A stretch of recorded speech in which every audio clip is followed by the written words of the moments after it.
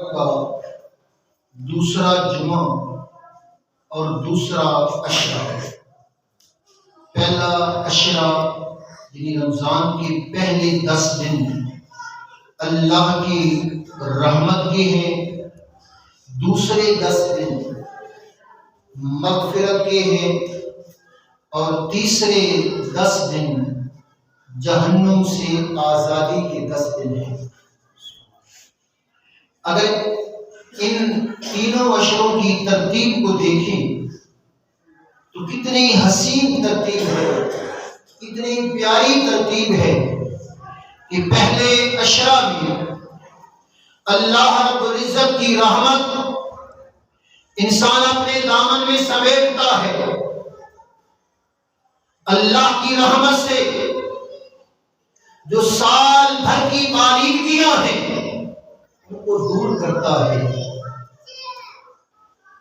جب اللہ کی رحمت میں انسان ہوتا زن ہو جاتا ہے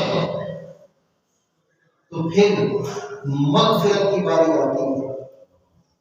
اب بندہ اللہ رب العزت کی بارگاہ میں جب استغفار کرتا ہے، معافی کا طلبگار ہوتا ہے، کیونکہ حدیث پاک میں آتا ہے، حضرت ابو ہریرہ رضی اللہ تعالی عنہ اس حدیث پاک کے راوی ہیں، من تاب قبل ان تطلع الشمس من مغربها، جو شخص سورج کے مغرب سے طلوع ہونے سے پہلے توبہ کرتا ہے، اللہ رب العزت اس کی توبہ کو قبول فرما دیتا ہے۔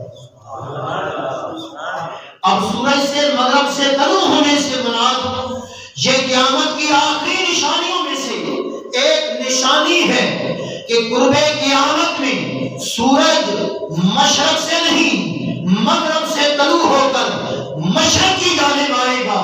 فرمایا کہ سورج کے مغرب سے طلوع ہونے سے پہلے جو شخص توبہ کر لیتا ہے، اللہ اس کی توبہ کو قبول فرما لیتا ہے۔ اور حضرت انس بن مالک رضی اللہ تعالی عنہ سے روایت ہے، کل ابن آدم خطاء، ہر انسان خطا کار ہے، ہر انسان خطا کار ہے۔ یاد رکھیے انبیاء کرام علیہ السلام معصوم ہیں، ان سے غلطی کا تصور بھی نہیں ہو سکتا۔ اللہ رب العزت نے انہیں غلطیوں سے معصوم بنا دیا ہے۔ اس کے علاوہ جلیل القدر صحابہ کرام اور اہل بیت اطہار محفوظ عن الخطا ہیں، یہ اللہ رب العزت نے انہیں خطاؤں سے محفوظ کر دیا ہے۔ اس کے علاوہ جتنے بھی ہیں سارے کے سارے خطا کار ہیں، سارے کے سارے خطا کار ہیں،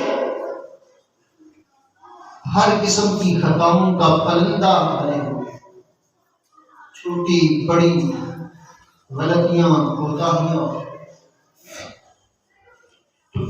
نبی کریم علیہ السلام نے فرمایا کل ابن آدم خطاء، ہر انسان خطا کار ہے، اور بہترین خطا کار وہ ہے جو توبہ کرنے والا ہے، استغفار کرنے والا ہے۔ تو دوسرے عشرہ میں جو اللہ رب العزت سے توبہ اور استغفار کرتا ہے، اللہ رب العزت اس کو بخش دیتا ہے، اس کی مغفرت فرما دیتا ہے۔ کیونکہ دوسرے عشرہ کی دعا استغفر اللہ ربی من کل ذنب واتوب الیہ، یہ دوسرے عشرہ کی دعا ہے۔ استغفر اللہ، میں اللہ سے معافی کا طلبگار ہوں، من کل ذنب، تمام گناہوں سے اللہ کی معافی چاہتا ہوں، اور میں اسی کی طرف رجوع کرتا ہوں۔ استغفر اللہ ربی من کل ذنب واتوب الیہ، میں سارے گناہوں کی اللہ سے معافی مانگتے ہوئے اللہ رب العزت کی طرف توبہ کرتا ہوں، رجوع کرتا ہوں۔ یہ دوسرے اشراف کا دعا ہے۔ برادران اسلام، رمضان المبارک کا پورا مہینہ متعدد واقعات ہیں، یعنی پہلے اشرا میں سیدہ کائنات فاطمہ طیبہ طاہرہ رضی اللہ تعالی عنہا کا یوم وصال ہے۔ پھر دوسرے اشرا بلکہ پہلے اشرا کا اختتام جو ہوتا ہے وہ حضرت خدیجہ رضی اللہ تعالی عنہا کا وصال ہے۔ یہ دونوں ماں اور بیٹی، کیونکہ سرور کونمت علیہ السلام کی ساری اولاد جو ہے وہ حضرت خدیجہ سے، سوائے حضرت ابراہیم کے جو حضرت ماریہ سے ہیں، باقی ساری اولاد حضرت خدیجہ سے ہے۔ حضرت فاطمہ طیبہ طاہرہ حضرت خدیجہ کی سب سے چھوٹی بیٹی ہے، اور بیٹیوں میں سب سے آخر میں جن کا وصال ہوا وہ حضرت فاطمہ طیبہ طاہرہ ہے۔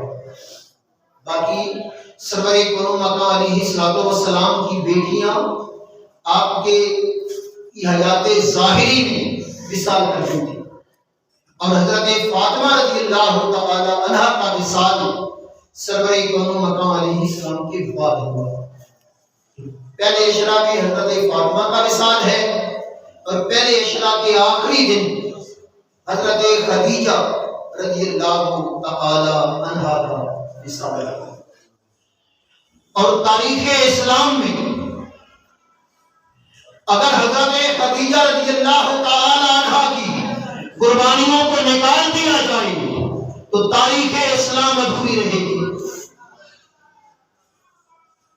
کیونکہ سرور کون علیہ السلام اکثر حضرت خدیجہ کا ذکر کیا کرتے، اور جب سرور کون کوئی بکری ذبح کرتے، کوئی جانور ذبح کرتے، حضرت خدیجہ کی سہیلیوں کو ڈھونڈ ڈھونڈ کر ان کے گھر گوشت بھیجا کرتی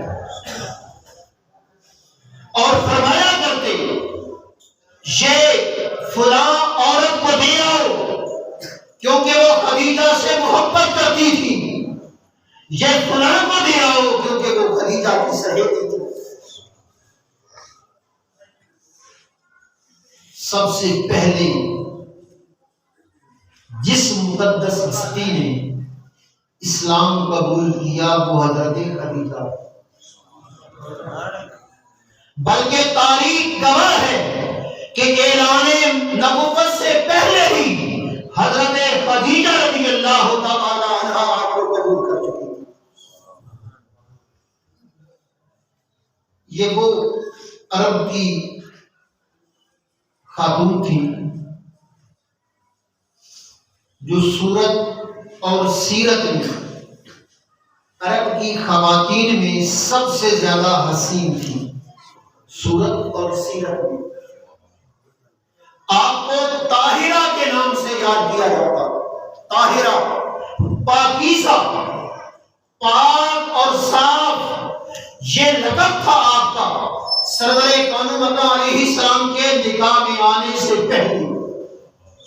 طاہرہ پاک یہ آپ کا لقب تھا۔ عرب کے بڑے بڑے قبیلوں میں سے، بڑے بڑے لوگوں میں سے کوئی بھی ایسا نہیں ہوگا جس نے حضرت خدیجہ کو نکاح کا پیغام نہ بھیجا ہو، مگر آپ نے ہر ایک پیغام کا انکار کر دیا۔ ادھر سرور کون مکہ علیہ السلام کی عمر مبارک 25 سال کو ہوئی۔ بعض لوگ تاریخ دان یہ کہتے ہیں کہ نبی کریم علیہ السلام کے معاشی حالات بہتر نہ تھے، جبکہ یہ بات صحیح نہیں ہے، کیونکہ آپ صلی اللہ علیہ وسلم کو اپنے والد کی میراث سے 5 اونٹ، کچھ بکریاں اور ایک کنیز ملی، اور اس دور میں 5 اونٹ یہ ایک سرمایہ ہوا کرتے۔ آج بھی 5 اونٹوں کی مالیت کا حساب لگا لو، اچھی خاصی مالیت بنتی ہے۔ ایک اونٹ کم و بیش نارمل بھی ہو تو 4-5 لاکھ کے قریب کا یقینی ہے۔ تو 5 اونٹ گویا کہ 25 سے 30 لاکھ روپے کی مالیت کے اونٹ تھے، اور بکریوں کا ایک ریور تھا، اس میں 50 تھی، 60 تھی، جتنی بکریاں تھیں 50 کا اندازہ بھی لگا لو تو ایک بکری کم و بیش 40-50 ہزار کی، تو اس حساب سے بھی 20-25 لاکھ کے قریب مالیت وہ بھی بنتی ہے۔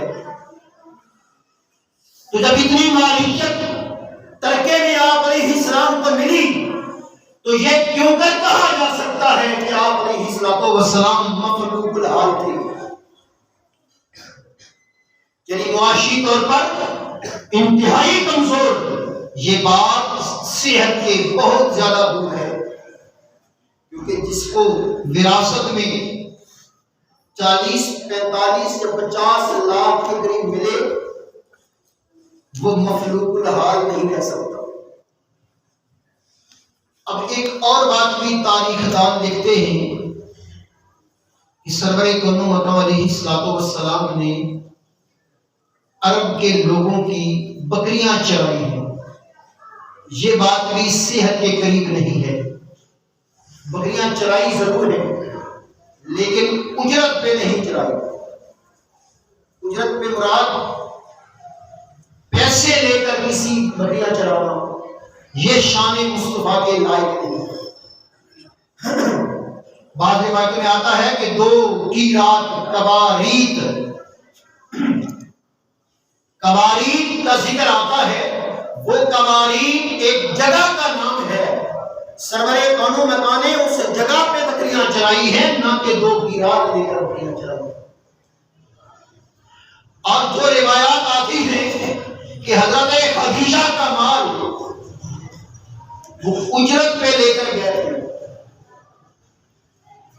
یہاں ایک بات ذہن میں رہے، ایک ہے کہ میں آپ کا یہ کام کروں گا، اس کے بدلے اتنے پیسے مجھے دیجیے گا، اور ایک ہے کہ جو منافع آئے گا اس منافع میں سے اتنا حصہ میں لوں گا۔ یہ دونوں میں فرق ہے۔ پہلی صورت میں آدمی مطلقاً مزدور ہوتا ہے کہ منافع آئے یا نہ آئے اس نے اپنی مزدوری دینی ہے، اور دوسری صورت میں آدمی با اختیار ہوتا ہے، اسے اختیار ہوتا ہے۔ تو نبی کریم علیہ السلام نے 4 تجارتی سفروں کا ذکر آتا ہے، 4 تجارتی سفر۔ پہلا سفر آپ علیہ السلام نے اپنے چچا جناب ابی طالب کے ساتھ کیا، وہ تجارت کی غرض سے نہیں تھا بلکہ تجارت کے اصول کو دیکھنے اور پرکھنے کے لیے تھا۔ دوسرا سفر حضرت خدیجہ رضی اللہ تعالی عنہا کا مال لے گئے، یہ آپ کا خالص تجارتی سفر ہے۔ پھر تیسرا سفر اس کا بھی ذکر آتا ہے، اور ایک بحرین کے سفر کا بھی ذکر آتا ہے، لیکن تاریخ میں 2 سفر مشہور ہیں۔ جب سرور کونو مکہ علیہ السلام کی عمر مبارک 25 سال ہوئی تو جناب ابی طالب نے سرور کونو مکہ علیہ السلام کو بلا کر کہا، اے میرے بھتیجے، تم جانتے ہو کہ میرے معاشی حالات بہتر نہیں۔ اب یہ نہیں فرمایا کہ اے بھتیجے تمہارے معاشی حالات بہتر نہیں، اور 25 سال کا آدمی جوان ہوتا ہے، اگر سرور کون و مکان کے معاشی حالات کمزور ہوتے تو جناب ابی طالب کہتے اے بھتیجے تمہارے معاشی حالات بہتر نہیں، بلکہ تاریخ میں الفاظ ہیں کہ اے پیارے میرے معاشی حالات بہتر نہیں ہیں۔ کیوں نہ آپ کی قوم کے لوگ شام کو تجارت کی غرض سے جا رہے ہیں، قافلے اس دور میں سال میں 1 مرتبہ یا 2 مرتبہ یا 3 مرتبہ جاتے، اور سفر قافلوں میں ہوتا، اکیلے نہ ہوتا۔ فرمایا کہ خدیجہ کا سامان تجارت لوگ لے جاتے ہیں، کیوں نہ اس دفعہ تم خدیجہ کا سامان تجارت لے جاؤ۔ آپ نے سر کونو مکان رضامندی کا اظہار کر دیا۔ یہ بات حضرت خدیجہ تک جا پہنچی۔ جب حضرت خدیجہ رضی اللہ تعالی عنہا کو پتہ چلا تو آپ نے سرور کونو مکان علیہ السلام کو بلایا اور عرض کی کہ اگر آپ میرا سامان تجارت لے جائیں تو جتنا دوسرے لوگوں کو ملتا ہے اس سے 2 گنا زیادہ تجھے ملے گا۔ اب یہاں غور طلب بات یہ ہے کہ اس سے قبل میرے آقا نے تجارتی سفر تو کیا کوئی نہیں تھا۔ ایک سفر جو جناب ابی طالب کے ساتھ کیا تھا وہی شام سے پہلے آپ علیہ السلام واپس آ گئے تھے۔ تو خدیجہ نے بغیر کسی سرور کونو مکان کے تجربہ کار آدمی ہو نا اسے آفر زیادہ دی جاتی ہے، جس کا تجربہ ہی نہ ہو تو زیادہ آفر دینے کا مقصد کیا تھا؟ خدیجہ رضی اللہ تعالی عنہا عرب کی سب سے زیرک دانا سمجھدار خاتون تھی، وہ کچھ اور ہی دیکھ رہی تھی، تبھی سرور کونو مقام کو یہ آفر کی اور ساتھ اپنے غلام میسرہ کو کر دیا اور کہا کہ ان کی حرکات و سکنات کا بغور جائزہ لینا، غور کرنا اور مجھے آ کر بتانا۔ حالانکہ یہ بات بھی کرینے کی آس نہیں ہے کہ تمہارا کام تجارتی سامان بھیجنا ہے، یہ کیوں کہا کہ ان کی حرکات و سکنات کو دیکھنا؟ ہاں یہ ضرور کہہ سکتی تھی کہ ان پر نظر رکھنا کہیں گڑبڑ نہ کرے، بلکہ اس نے کہا کہ جو یہ فیصلہ کریں ان کے فیصلے کو ماننا، ان کا خیال رکھنا۔ یہ جملے بھی اس بات کی عکاسی کرتے ہیں کہ حضرت خدیجہ کا مقصد کچھ اور ہی تھا۔ تو 3 واقعات تاریخ کے اوراق میں ملتے ہیں۔ پہلا واقعہ جب آپ علیہ السلام شام پہنچے، نسپورا نامی ایک راہب نے جب آپ علیہ السلام کو دیکھا تو پہچان گیا کہ یہ آخری نبی ہے۔ میسرہ کو بلا کر کہا کہ ان کا خاص خیال رکھنا، ہماری کتابیں بتاتی ہیں کہ یہ آخری نبی ہے۔ دوسرا واقعہ دوران تجارت کسی شخص سے کچھ تکرار ہو گئی، جیسے کاروبار میں ہو جاتی ہے، تو وہ شخص کہتا ہے کہ لات و عزا کی قسم کھاؤ۔ جانتا تھا یہ عربی ہے اور عرب لات و عزا کی پوجا کرتے ہیں، تو اس نے کہا کہ لات و عزا کی قسم کھاؤ۔ میرے آقا فرماتے ہیں میں نے کبھی لات و عزا کی قسم نہیں کھائی، بلکہ جب بھی میرا ان کے قریب سے گزر ہوتا میں ان کو پھیر لیتا۔ وہ شخص بھی میسرہ کو کہتا ہے کہ یہ آخری نبی ہیں، ان کا خیال رکھنا۔ تیسرا واقعہ جو پیش آیا وہ حضرت خدیجہ رضی اللہ تعالی عنہا کی جن باتوں کی عکاسی کرتا ہے وہ کیا تھا؟